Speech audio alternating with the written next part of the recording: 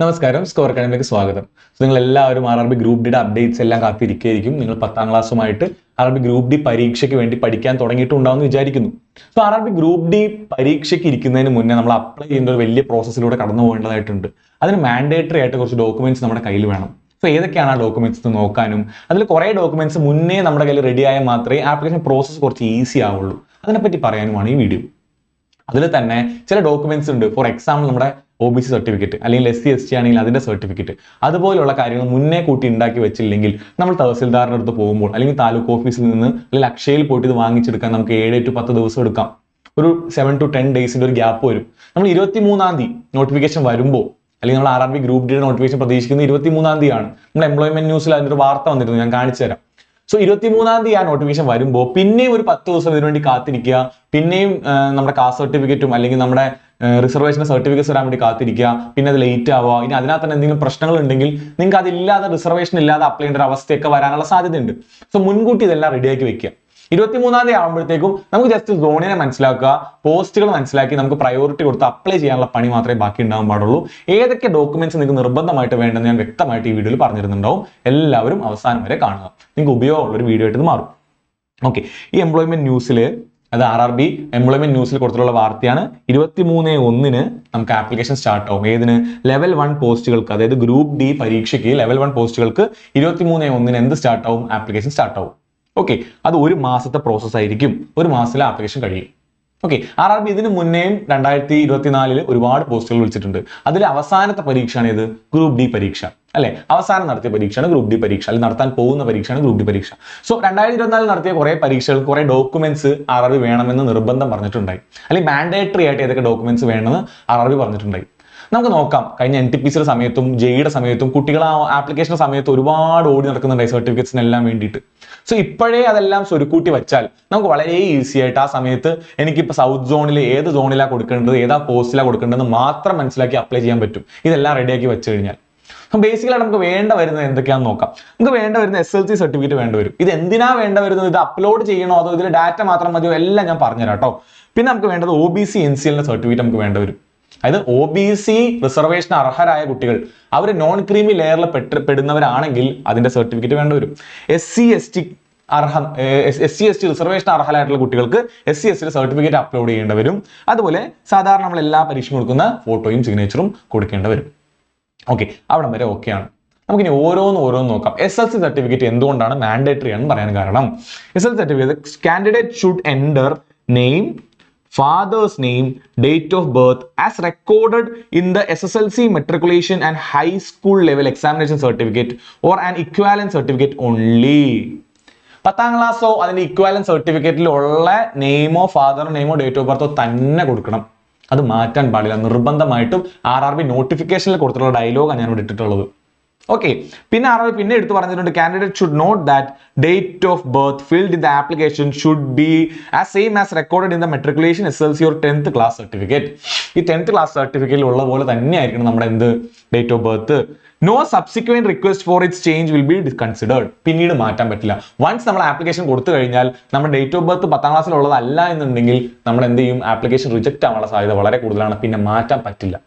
Okay, so അതും കൂടെ സൂക്ഷിക്കാം. SLC സർട്ടിഫിക്കറ്റിൽ നിന്നാണ് ഈ പറയുന്ന ഏറ്റവും മാൻഡേറ്ററി ഉള്ള ഡാറ്റാസ്. നമ്മുടെ ഒരു ഐഡന്റിറ്റി പോലെ, അല്ലെങ്കിൽ നമുക്കുള്ള ഒരു നമ്പർ പോലെ ആക്ട് ചെയ്യുന്നത് ഡേറ്റ് ഓഫ് ബർത്ത് ആണ്. വൺസ് അത് കൊടുത്തു കഴിഞ്ഞാൽ അത് നമ്മുടെ നമ്പർ ആയിട്ട് മാറും. പിന്നെ നമുക്ക് എന്ത് ചെയ്യാൻ പറ്റില്ല? മാറ്റാൻ പറ്റില്ല. അതാണ് കാരണം. ഓക്കെ, സോ സൂക്ഷിച്ച് തന്നെ അപ്ലൈ ചെയ്യുക. നമ്മുടെ പേരും അച്ഛൻ്റെ പേരും അതുപോലെ ഡേറ്റ് ഓഫ് ബർത്ത് കൊടുക്കുമ്പോൾ SLCയിലുള്ളത് തന്നെ കൊടുക്കുക. നമുക്ക് ഒരു ബുദ്ധിമുട്ടില്ലാത്ത കാര്യമല്ലേ, അങ്ങനെ തന്നെ കൊടുക്കുക. സോ SLC ബുക്ക് നമ്മുടെ കയ്യിൽ വേണം എന്ത് ചെയ്യാൻ നേരത്ത്, അപ്ലൈ ചെയ്യാൻ നേരത്ത്. സോ അതൊരു മാൻഡേറ്ററി ഡോക്യുമെന്റ് ആണ്. അടുത്തത് സോ അതിനു മുമ്പ് ഞാൻ എന്ത് ചെയ്തിട്ടുണ്ട്, നിങ്ങൾക്ക് ഇതിന് വേണ്ടിയിട്ട് ആ സ്നിപ്പ് കറക്റ്റായിട്ട് ഇട്ട് തന്നിട്ടുണ്ട്. ഇതിൽ പറഞ്ഞിട്ടുണ്ട് no consequent request will be considered. അതായത് നമ്മൾ ചേഞ്ച് ചെയ്യാൻ വേറൊരു റിക്വസ്റ്റ് തന്നാലൊന്നും സമ്മതിക്കില്ല. കാര്യം എന്താ? അത് തന്നെ വേണം. ഒരു വട്ടം കൊടുത്താൽ പിന്നെ മാറ്റാൻ പറ്റില്ല. ഓക്കെ, പിന്നെ നമുക്ക് വരുന്ന OBC സർട്ടിഫിക്കറ്റ് ആണ്.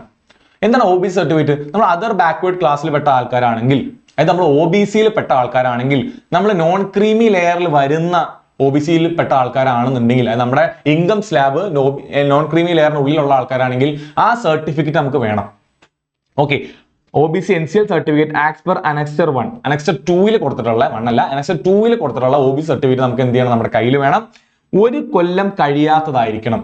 1 ഇയർ പിന്നിടാത്ത 1 ഇയറിന്റെ ഉള്ളിൽ വാലിഡിറ്റിയിൽ നിൽക്കുന്ന ഒരു OBC സർട്ടിഫിക്കറ്റ് നമുക്ക് വേണം. ഇനി ആ സർട്ടിഫിക്കറ്റ് അപ്ലോഡ് ചെയ്യണോ? അപ്ലോഡ് ചെയ്യേണ്ട കാര്യമുണ്ടോ? ഇല്ല.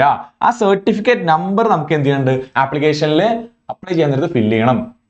ആപ്ലിക്കേഷനിൽ വരും നിങ്ങൾ OBCയിൽ ബിലോങ് ചെയ്യുന്ന ആളാണോ, അവിടെ യെസ് കൊടുക്കണം. അതിന്റെ അടിയിൽ നിങ്ങൾ NCL ആണോ, അത് നോൺ ക്രീമി ലെയർ ആണോ നോക്കുമ്പോൾ അതിനും ടിക്ക് കൊടുത്തു കഴിഞ്ഞാൽ അവര് എന്ത് ചെയ്യും? ഈ സർട്ടിഫിക്കറ്റ് നമ്പർ ആഡ് ചെയ്യാനുള്ള ഒരു ഓപ്ഷൻ വരും, അവിടെ ആഡ് ചെയ്യണം. സോ ബേസിക്കലി 1 ഇയർ കഴിയാത്തൊരു OBC സർട്ടിഫിക്കറ്റ് നിങ്ങളുടെ കയ്യിൽ വേണം. അത് അപ്ലോഡ് ചെയ്യേണ്ടായിരിക്കും, പക്ഷേ സർട്ടിഫിക്കറ്റ് നമ്പർ എഴുതണം. സർട്ടിഫിക്കറ്റ് നമ്പർ എഴുതണമെങ്കിൽ ചുരുക്കം പറഞ്ഞാൽ നമ്മളത് വാങ്ങിച്ചെടുക്കണം. ഓക്കെ, എങ്ങനെയാ വാങ്ങിക്കുക, എവിടുന്ന വാങ്ങിക്കുക? നമ്മുടെ സാധാരണ അക്ഷയ സെന്ററിൽ ചെന്നിട്ട് നമ്മൾ എന്ത് പറയണം? നമുക്ക് ഈ സർട്ടിഫിക്കറ്റ് വേണമെന്ന് പറയണം. Okay, form for the certificate to be produced for other backward classes applying for the appointment to the post under Government of India. Okay, OBC NCL certificate. അത് ആര് ഒപ്പിട്ടതായിരിക്കണം? തഹസിൽദാർ ഒപ്പിട്ടതായിരിക്കണം. സോ എങ്ങനെ നമുക്ക് കിട്ടുക? ഗവൺമെന്റ് ഓഫ് കേരളയുടെ non creamy layer certificate. ഏതാണ്? Central employment or education പർപ്പസിന് വേണ്ടി എടുത്ത നോൺ ക്രീമി ലെയർ സർട്ടിഫിക്കറ്റ് നമ്മുടെ കയ്യിൽ വേണം. അത് ആര് ഇഷ്യൂ ചെയ്തായിരിക്കണം? തഹസിൽദാർ ഇഷ്യൂ ചെയ്ത സർട്ടിഫിക്കറ്റ് ആയിരിക്കണം. ഓക്കെ, നിങ്ങൾ കണ്ടോ ഇവിടെ എഴുതിയേക്കുന്നത് എന്താ? Form for the certificate to be produced by other backward classes applying for the jobs and education under the government of India. അപ്പൊ നിങ്ങൾ ചോദിക്കും, RRB കൊടുത്തിട്ടുള്ളതും അതുപോലെ നമ്മുടെ കയ്യിലുള്ളതും വേറെ വേറെ അല്ലേ, ഇതെങ്ങനെ സാർ ശരിയാവുക? നിങ്ങൾ ഹെഡിങ് വായിച്ചു നോക്കുക, സെയിം ഹെഡിങ് ആണ്. സോ ബേസിക്കലി നിങ്ങൾ ചെയ്യേണ്ടത് എന്താ? അക്ഷയയിൽ ചെല്ലുക, non creamy OBC non creamy certificate വേണമെന്ന് പറയാ. ആര് ഇഷ്യൂ ചെയ്തത്? തഹസിൽദാർ ഇഷ്യൂ ചെയ്തത്. സോ അതിന്റെ ഹെഡിങ് എന്തായിരിക്കണം? Form for certificate to be produced by other backward classes applying for jobs or education under government of India. Already 2024 എടുത്ത ആൾക്കാരുണ്ടെങ്കിൽ എടുക്കണ്ട. അതല്ല 1 ഇയർ വാലിഡിറ്റി കഴിഞ്ഞവരോ ഇതിന് മുമ്പ് എടുക്കാത്തവരോ ആണെങ്കിൽ ഈ സർട്ടിഫിക്കറ്റ് വേണം. ശ്രദ്ധിക്കേണ്ട കാര്യം, OBC NCL സർട്ടിഫിക്കറ്റ് ആയിരിക്കണം. അത് സെൻട്രൽ ഗവൺമെന്റിന്റെ എംപ്ലോയ്മെന്റ് എഡ്യൂക്കേഷൻ പർപ്പസിനുള്ളതായിരിക്കണം.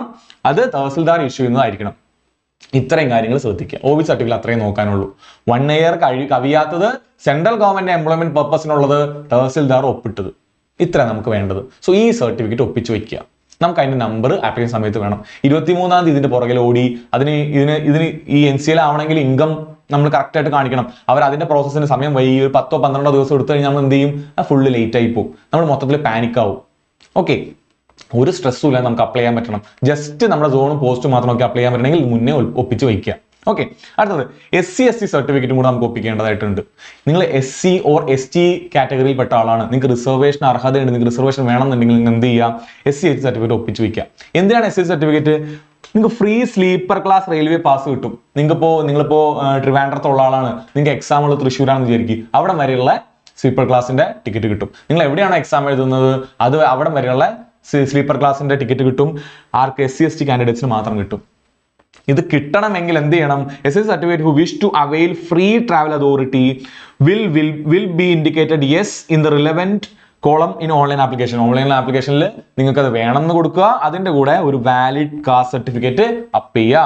ഒരു വാലിഡ് കാസ്റ്റ് സർട്ടിഫിക്കറ്റ് നിങ്ങൾ അപ്പ് ചെയ്യുക. അതിന്റെ ഒരു സ്നിപ്പ് ഞാൻ ഇട്ടതാണ്, അതിന്റെ ഒരു ക്രോപ്പ് ഇട്ടതാണ്. നിങ്ങൾ എന്ത് ചെയ്യണം? അത് കിട്ടണമെങ്കിൽ അപ്ലോഡ് ചെയ്യണം. നമുക്ക് OBC അപ്ലോഡ് ചെയ്യണ്ടായിരുന്നു, പക്ഷേ SC/ST സർട്ടിഫിക്കറ്റ് അപ്ലോഡ് ചെയ്താൽ മാത്രമേ ഫ്രീ പാസ് കിട്ടുള്ളൂ. ഇതിന് വേണ്ടിയിട്ട് അപ്ലൈ ചെയ്യണം. നമുക്ക് ഇത് വേണ്ടെങ്കിൽ അപ്ലോഡ് ചെയ്യണ്ട, ഇത് വേണമെങ്കിൽ അപ്ലോഡ് ചെയ്യണം. നമുക്ക് എന്ത് മനസ്സിലാക്കി? SLC ഉണ്ടെങ്കിലേ കറക്റ്റ് ആയിട്ട് ആപ്ലിക്കേഷൻ ഫില്ല് ചെയ്യാൻ പറ്റുള്ളൂ. OBC കാൻഡിഡേറ്റ്സ് NCL ആണെന്നുണ്ടെങ്കിൽ OBCയുടെ സർട്ടിഫിക്കറ്റ് നമ്പർ വേണം. അതായത് നമ്മുടെ ഒരു കൊല്ലം കഴിയാത്ത സർട്ടിഫിക്കറ്റ് എന്തായാലും വേണം. SC/ST സർട്ടിഫിക്കറ്റ് ആണെങ്കിൽ ഒരു കൊല്ലത്തെ പ്രശ്നം വരുന്നില്ല. ഇവിടെ ഒരു കൊല്ലത്തിനുള്ളിലുള്ളത് വേണമെന്നില്ല. എന്ത് വേണം? അത് അപ്ലോഡ് ചെയ്യണം. നമ്മുടെ കയ്യിൽ അതിന്റെ സോഫ്റ്റ് കോപ്പി വേണം. ഓക്കെ, അതുപോലെ നിങ്ങൾക്ക് ഫ്രീ ഉണ്ടെങ്കിൽ മാത്രം കൊടുത്താൽ മതി. ഇതും ആര് ചെയ്തതായിരിക്കണം? അനക്സ്റ്റർ 1-ല് RRB കൊടുത്തിട്ടുള്ളതായിരിക്കണം. എന്താ? കാസ്റ്റ് സർട്ടിഫിക്കറ്റ് ഉള്ളത്, തഹസിൽദാർ ഒപ്പിട്ടത്. നമുക്ക് അക്ഷയയിൽ ചെന്നിട്ട് എന്താ ചെയ്യേണ്ടത്? നമുക്ക് അക്ഷയയിൽ എന്താ പറയാം? നമുക്ക് കമ്മ്യൂണിറ്റി സർട്ടിഫിക്കറ്റ് വേണം. ആര് തന്നതാ വേണ്ടത്? ആരാണ് ഇഷ്യൂയിങ് അതോറിറ്റി? ആരാണ്? ഡെസിഗ്നേഷൻ ഓഫ് ഇഷ്യൂയിങ് ഓഫീസർ എന്തായിരിക്കണം? തഹസിൽദാർ ആയിരിക്കണം. ഓക്കെ, തഹസിൽദാർ അപ്ലൈ ചെയ്ത എന്ത് വേണം? കമ്മ്യൂണിറ്റി സർട്ടിഫിക്കറ്റ് വേണം. ഞാൻ ആ കാസ്റ്റിൽ ആ കമ്മ്യൂണിറ്റിയിൽ ബിലോങ് ചെയ്യുന്ന എന്നുള്ള ഒരു കമ്മ്യൂണിറ്റി സർട്ടിഫിക്കറ്റ് വേണം. SC-യിൽ ബിലോങ് ചെയ്യുന്നതാണെങ്കിൽ ST-യിൽ ബിലോങ് ചെയ്യുന്നതാണെന്നുള്ള ഒരു കമ്മ്യൂണിറ്റി സർട്ടിഫിക്കറ്റ് നമ്മൾ എന്ത് ചെയ്യണം? അപ്ലോഡ് ചെയ്യണം. നമ്മുടെ അക്ഷയയിൽ പോയിട്ട് സെൻട്രൽ ഗവൺമെന്റിന് വേണ്ടിയുള്ളതാണ്, തഹസിൽദാർ ഒപ്പിട്ട സർട്ടിഫിക്കറ്റ് വേണമെന്ന് പറയാം. അത് വാങ്ങിക്കുക. ഓക്കെ, സെയിം ആണ് OBC-ക്കും SC/ST-ക്കും സെയിം പ്രോസസ്സാണ്. പക്ഷെ എന്താ വേണ്ടത്? OBC 1 ഇയറിനുള്ളിലുള്ളത് വേണം. SC/ST-ക്ക് ആ ഒരു പ്രശ്നം വരുന്നില്ല, പ്രത്യേകം എഴുതിയിട്ടില്ല, അതുകൊണ്ടാണ്. സോ എല്ലാവരും പറ്റുന്നിടത്തോളം പുതിയ തന്നെ വാങ്ങിച്ച് കയ്യിൽ വെക്കുക. പുതിയ ഫോർമാറ്റിലുള്ളത് തന്നെ വാങ്ങിക്കുക, അതായിരിക്കും ഏറ്റവും നല്ലത്. മുന്നേ ഉള്ളവർ അത് വെച്ച് അപ്ലൈ ചെയ്തോളൂ. പക്ഷെ 1 ഇയറിലുള്ള OBC എന്തായാലും വേണം. SC/ST ഇപ്പൊ തന്നെ പുതിയതായിട്ട് എടുക്കാനാണ് നമ്മൾ സജസ്റ്റ് ചെയ്യുന്നത്. ഓക്കെ, ഒന്ന് അക്ഷയയിൽ പോയി അപ്ലൈ ചെയ്താൽ കിട്ടാവുന്നതേ ഉള്ളൂ. പ്രത്യേകിച്ച് അതിന് വേറെ ബുദ്ധിമുട്ടുകളൊന്നും ഇല്ല. ഓക്കെ, സോ നമുക്ക് എന്തൊക്കെ കിട്ടി? SLC വെച്ച് നമ്മൾ അപ്ലൈ ചെയ്തു, OBCയും അതുപോലെ SC/ST നമ്മൾ എന്ത് ചെയ്യണ്ടാവും വരും, കയ്യിൽ ഉണ്ടാവേണ്ടി വരും. അതിൽ OBC അപ്ലോഡ് ചെയ്യേണ്ട, SC/STയുടെ സർട്ടിഫിക്കറ്റ് അപ്ലോഡ് ചെയ്യണം. അത്ര നിങ്ങൾക്ക് മനസ്സിലായല്ലോ. സോ നമുക്ക് അടുത്തതിലേക്ക് കിടക്കാം. ഇവിടെ ഇനി പറയുന്നത് എന്താ, നമ്മൾ certificate of the competent authorities. അതായത് കമ്പീറ്റന്റ് അതോറിറ്റി എന്ന് പറയുന്നത് തഹസിൽദാർ എന്ന് പറയുന്ന ആൾ ഇഷ്യൂ ചെയ്ത സർട്ടിഫിക്കറ്റ്, അത് അനക്സ്റ്റർ 1 സർട്ടിഫിക്കറ്റ് ST കാൻഡിഡേറ്റ്സിനും അനക്സ്റ്റർ 2 സർട്ടിഫിക്കറ്റ് OBC കാൻഡിഡേറ്റും. ഈ അനക്സ്റ്റർ എന്ന് വെച്ചാൽ വെറുതെ ഫോമുകളാണ്. ഞാൻ ആദ്യം കാണിച്ച ഫോമില്ലേ, ആ ഫോമിൽ തന്നെയുള്ള സർട്ടിഫിക്കറ്റ്, നമ്മൾ അക്ഷയയിൽ നിന്ന് കിട്ടുന്ന തഹസിൽദാർ ഒപ്പിട്ട സർട്ടിഫിക്കറ്റ്, ആ സർട്ടിഫിക്കറ്റ് നമുക്ക് ഡോക്യുമെന്റ് വെരിഫിക്കേഷൻ സമയത്ത് നമ്മൾ അത് പ്രൊഡ്യൂസ് ചെയ്യണം. ഇവിടെ അപ്ലൈ ചെയ്യാൻ നേരത്ത് വേണം, പ്ലസ് ഡോക്യുമെന്റ് വെരിഫിക്കേഷൻ സമയത്ത്. നമ്മുടെ എക്സാം എങ്ങനെ നടക്കുക, ആദ്യം റിട്ടൺ എക്സാം ഉണ്ടാവും, പിന്നെ ഫിസിക്കൽ എഫിഷ്യൻസി ടെസ്റ്റ് ഉണ്ടാവും, പിന്നെ DV ഉണ്ടാവും, ഡോക്യുമെന്റ് വെരിഫിക്കേഷൻ. ഈ ഡോക്യുമെന്റ് വെരിഫിക്കേഷൻ സമയത്ത് നമുക്ക് എന്ത് വേണം, ഈ 2 സർട്ടിഫിക്കറ്റ്, OBC കാരാണെങ്കിൽ OBC സർട്ടിഫിക്കറ്റ് കാണിക്കണം, SC/ST കാരാണെങ്കിൽ SC/ST സർട്ടിഫിക്കറ്റ് കാണിക്കണം. അതിൽ പ്രത്യേകം എഴുതിയിട്ടുള്ളത് OBC സർട്ടിഫിക്കറ്റ് 1 ഇയറിനുള്ളിലുള്ളതായിരിക്കണം എന്ന് പ്രത്യേകം എഴുതിയിട്ടുണ്ട് RRBയുടെ നോട്ടീസിൽ. ഓർത്ത് വയ്ക്കുക. കാര്യം ഓരോ കൊല്ലം കഴിയുമ്പോൾ NCL സ്റ്റാറ്റസ് മാറാനുള്ള സാധ്യതയുണ്ട്. ഇൻകം മാറുന്നതനുസരിച്ച് NCL സ്റ്റാറ്റസ് മാറാം. അതുകൊണ്ടാണ് 1 ഇയർ തന്നെ വേണമെന്ന് പറയുന്നതെന്ന് തോന്നുന്നു. അതുകൊണ്ട് മനസ്സിലാക്കുക. സോ ഇത്രയും മനസ്സിലായല്ലോ. ഇനി നമുക്ക് വളരെ സിമ്പിൾ ആയിട്ടുള്ള കാര്യം നോക്കാനുള്ളത് എന്താ, ഫോട്ടോയും സിഗ്നേച്ചറും. അതിൽ തന്നെ വളരെ ബേസിക് ആയിട്ട് കളർ ഫോട്ടോ വേണം, JPG ഫോർമാറ്റിൽ വേണം, സൈസ് തന്നിട്ടുണ്ട്, അതുപോലെ ഡയമെൻഷൻ തന്നിട്ടുണ്ട്. സിഗ്നേച്ചറിൽ ശ്രദ്ധിക്കുക, വൈറ്റ് പേപ്പറിൽ ബ്ലാക്ക് ഇങ്കിലുള്ള സിഗ്നേച്ചർ തന്നെ വേണം. ബ്ലോക്ക് ലെറ്റേഴ്സിലുള്ള സിഗ്നേച്ചർ ഇടരുത്, റണ്ണിങ് ലെറ്റേഴ്സിലുള്ള സിഗ്നേച്ചർ തന്നെ ഇട്ട് കൊടുക്കുക. പിന്നെ ഡയമെൻഷനും സൈസ് തന്നിട്ടുണ്ട്. അത് അപ്ലോഡ് ചെയ്യാൻ സമയത്ത് നോക്കിയാൽ മതിയാവും. ഇപ്പൊ അത്ര ബുദ്ധിമുട്ടൊന്നുമില്ല. അപ്ലോഡ് ചെയ്യുമ്പോൾ 1 ടൈം ചെയ്തിട്ടുള്ളവരാണെങ്കിൽ പിന്നെ ചെയ്യേണ്ടിയും വരില്ല. ഓക്കെ, അത്ര വലിയ കാര്യമൊന്നുമല്ല, ആ സമയത്ത് ചെയ്താൽ മതി. ഇത് ശ്രദ്ധിക്കേണ്ട കാര്യം എന്താ, ഒരു വെള്ള പേപ്പറിൽ കറുത്ത പേന കൊണ്ട് തന്നെ എഴുതുക. ഇനി ഞാൻ ബ്ലൂ പേന കൊണ്ട് എഴുതാൻ എന്താ കുഴപ്പം, ഞാൻ റെഡിനോണ്ട് എഴുതാൻ എന്താ കുഴപ്പം എന്നൊക്കെ ചോദിച്ചു കഴിഞ്ഞാൽ നമുക്ക് തന്നെയാണ് അതിനൊരു ബുദ്ധിമുട്ട്. നമ്മളാണ് ആവശ്യക്കാർ, നമുക്കൊരു ജോലി വേണം, നമ്മൾ അതിനുവേണ്ടി കഷ്ടപ്പെട്ട് പഠിക്കുന്നു, നമ്മൾ അതിന്റെ ടെസ്റ്റ് എല്ലാം പാസ്സാവണം. ഈ ഡോക്യുമെന്റ് വെരിഫിക്കേഷൻ സമയത്ത് ഒരു തെറ്റ് വരുന്നതുകൊണ്ട് നമ്മുടെ കയ്യിൽ നിന്ന് ഒരു ജോലി പോകുന്ന അവസ്ഥ ആലോചിച്ച് നോക്ക്. പരിതാപകരമാണ്, ഭയങ്കര ബുദ്ധിമുട്ടാണ്. നമുക്കൊന്ന് അപ്ലോഡ് ചെയ്യാനുള്ള ബുദ്ധിമുട്ടേ പോകുന്നുള്ളൂ. നമുക്ക് ഒരു 5 മിനിറ്റിന്റെ പണിയേ വരുന്നുള്ളൂ. അല്ലെങ്കിൽ ഒരാഴ്ച മെനക്കെട്ട് കഴിഞ്ഞാൽ DV നമ്മുടെ പെർഫെക്റ്റ് ആയിരിക്കും. നമ്മൾ എപ്പോഴും തോക്കുന്നത് മെറിറ്റിലാണെങ്കിൽ കുഴപ്പമില്ല. ഇങ്ങനെയുള്ള കാര്യങ്ങളിൽ ഒരുപാട് കുട്ടികൾക്ക് DVയുടെ സമയത്ത് ബുദ്ധിമുട്ട് വരുന്നുണ്ട്. ബുദ്ധിമുട്ട് വരാതിരിക്കാൻ വേണ്ടിയിട്ടാണ് ഈ വീഡിയോ ചെയ്യുന്നത്. ഓക്കെ, സോ നിങ്ങൾ നോക്കുക, സിഗ്നേച്ചറിൽ ഇതാ വേണ്ടത്. ഇനി ഫോട്ടോ എടുക്കുന്ന സമയത്ത് കുറച്ച് ശ്രദ്ധിക്കേണ്ട കാര്യങ്ങൾ കൊടുത്തിട്ടുണ്ട്. നിങ്ങൾ പോസ് ചെയ്ത് വായിച്ചു നോക്കുക. ലേറ്റസ്റ്റ് ഫോട്ടോഗ്രാഫ് ആയിരിക്കണം. ഒരു ഫോട്ടോഗ്രാഫ് സ്റ്റുഡിയോയിൽ നല്ല ഫോട്ടോ എടുക്കുക. സൺഗ്ലാസസോ ക്യാപ്പോ വെച്ചിട്ടുള്ള ഫോട്ടോസ് ഒഴിവാക്കുക. അറ്റ്ലീസ്റ്റ് 50% ഓഫ് നിങ്ങളുടെ മുഖം എങ്കിലും കാണണം. അതിൽ തന്നെ ഫോർഹെഡ്, ഐ, നോസ്, ചിന്ന് ഇതെല്ലാം ക്ലിയർലി വിസിബിൾ ആയിരിക്കണം. നിങ്ങളുടെ മുഖം ഹെയർ വെച്ചിട്ടോ അല്ലെങ്കിൽ എന്തെങ്കിലും ഒരു ക്ലോത്ത് വെച്ചിട്ടോ മറഞ്ഞു പോകാൻ പാടില്ല.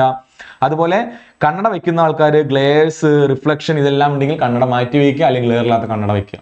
ఇంకా പ്രത്യേകം എഴുതി വെച്ചിട്ടുണ്ട്. ഈ ബുദ്ധിമുട്ടുകളെല്ലാം ഒഴിവാക്കിയിട്ട് തന്നെ ഫോട്ടോ എടുക്കുക. ഇത് രണ്ടും അപ്ലോഡ് ചെയ്യുക. നമുക്ക് ഒട്ടും ബുദ്ധിമുട്ടില്ലാത്ത കാര്യങ്ങളാണ് ഈ പറഞ്ഞ 2 കാര്യങ്ങൾ ചെയ്യുക എന്നുള്ളതാണ്. ഓക്കെ, സോ നമ്മൾ ആദ്യം SLCനെ കയ്യിൽ വെക്കുന്നു, ഈ സർട്ടിഫിക്കറ്റ് എല്ലാം ഒപ്പിച്ച് വെക്കുന്നു. ഇനി EWSന് അർഹരായിട്ടുള്ള കുട്ടികൾ, EWSന്റെ സെൻട്രൽ ഗവൺമെന്റിന്റെ ക്രൈറ്റീരിയ ഉണ്ടല്ലോ, സെൻട്രൽ ഗവൺമെന്റ് ഒരു മാനദണ്ഡമുണ്ട് EWS കിട്ടാൻ വേണ്ടി. ആ മാനദണ്ഡത്തിലുള്ള തഹസിൽദാർ ഒപ്പിട്ടിട്ടുള്ള EWS സർട്ടിഫിക്കറ്റ് കൂടെ റെഡിയാക്കി വെക്കുക. അവർക്ക് അത് വെച്ച് അപ്ലൈ ചെയ്യാം, അതിന്റെ റിസർവേഷൻ വാങ്ങിക്കാം.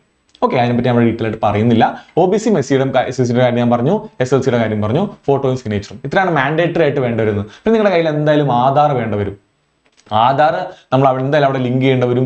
ആധാറിന്റെ OTPയും നമ്മൾ അവിടെ പ്രൊവൈഡ് ചെയ്യേണ്ടി വരും. സോ ആധാർ നിങ്ങളുടെ കയ്യിൽ കരുതുക. സോ ബേസിക്കലി SSLC അല്ലെങ്കിൽ റിസർവേഷൻ സർട്ടിഫിക്കറ്റ്, പിന്നെ ആധാർ, ഇത്ര നമുക്ക് ഡീറ്റെയിൽ നമുക്ക് വേണ്ട വരുന്നത്. ഫോട്ടോയും സിഗ്നേച്ചറും എല്ലാ പരീക്ഷയ്ക്കും വേണ്ട പോലെ ഈ പരീക്ഷയ്ക്കും വേണം. ഓക്കെ, സോ ഇതെല്ലാം മനസ്സിലാക്കി നമ്മൾ അപ്ലൈ ചെയ്യാൻ വേണ്ടി ഇരുന്നു. ഇതിന് പാരലായിട്ട് തന്നെ പ്രിപ്പറേഷനോട് കൊണ്ടുപോകുക എന്നുള്ളതാണ് നമുക്ക് പറയാനുള്ളത്. ഓക്കെ, ഈ 10ാം ക്ലാസ് പരീക്ഷ നമുക്ക് എല്ലാ പരീക്ഷയും പഠിക്കുന്ന പോലെ അത്ര ലാഘവത്തിൽ സിമ്പിളായിട്ട് പഠിക്കാതെ ഇതിന് വേണ്ടിയിട്ട് ഇരിക്കുക. ഈ കൊല്ലം RRB ഒരുപാട് പരീക്ഷകൾ വിളിക്കാൻ പോകുന്നുണ്ട്.